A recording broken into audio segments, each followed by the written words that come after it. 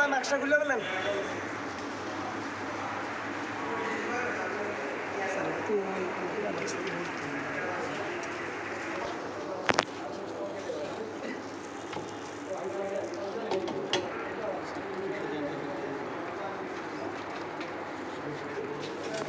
দেখেন আপনারা এখন দেখতেছেন হচ্ছে বিটুমিনের ফ্ল্যাশ অ্যান্ড ফায়ার পয়েন্ট।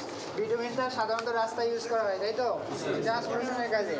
এখন ট্রান্সপোর্টেশনে বিটুমিনটা যখন ইউজ করা হয় তখন আমরা এটা মূলত সেফটি ফ্যাক্টর নির্ণয় করার জন্য, মানে আমাদের যে ইয়াতে যারা রাস্তায় যারা শ্রমিকরা কাজ করবে এদের সেফটির জন্য অনেকটাই আগে আমাদের ফ্ল্যাশ অ্যান্ড ফায়ার পয়েন্টটা জানিয়ে নেওয়া দরকার। দেখা যাচ্ছে কম তাপমাত্রায় যদি আগুন ধরে যায় বিটুমিনের মধ্যে, তাহলে তো ওখানে দেখা যাচ্ছে একটা দুর্ঘটনা ঘটার সম্ভাবনা বেশি থাকবে, ঠিক আছে। তো সেই জন্য আমাদের যে বিটুমিনটা দেখা যাচ্ছে যে একটা নির্দিষ্ট বেশি পরিমাণ হিট নিতে পারবে, একটা যেটা রেঞ্জ আছে, এই দেখেন এখানে কিন্তু আগুন ফায়ার চলে আসছে, একটা আগুন ধরে গেছে, ঠিক আছে। যে তাপমাত্রায় বিটুমিনের মধ্যে আগুন ধরে যাবে পুরোপুরি, ওটা হচ্ছে আপনার ফায়ার পয়েন্ট। আর তার আগে দেখা যাচ্ছে যে টেম্পারেচারে বিটুমিনের মধ্যে আগুন ধরবে এবং ধপ করে নিভে যাবে, আগুন ধরার সাথে সাথেই নিভে যাবে, এটা হচ্ছে আমার ফ্ল্যাশ পয়েন্ট। আর যেটাতে আগুন ধরে যাবে পুরোপুরি, এটা হচ্ছে আমার ফায়ার পয়েন্ট।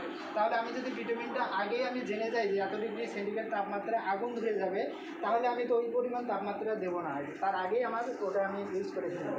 অথবা আমাদের দেখা যাচ্ছে যদি কম তাপমাত্রায় আগুন ধরে যায়, তাহলে আমি ওই বিটুমিনটা ইউজ করতেই পারবো না, ঠিক আছে। একটা রেঞ্জ আছে,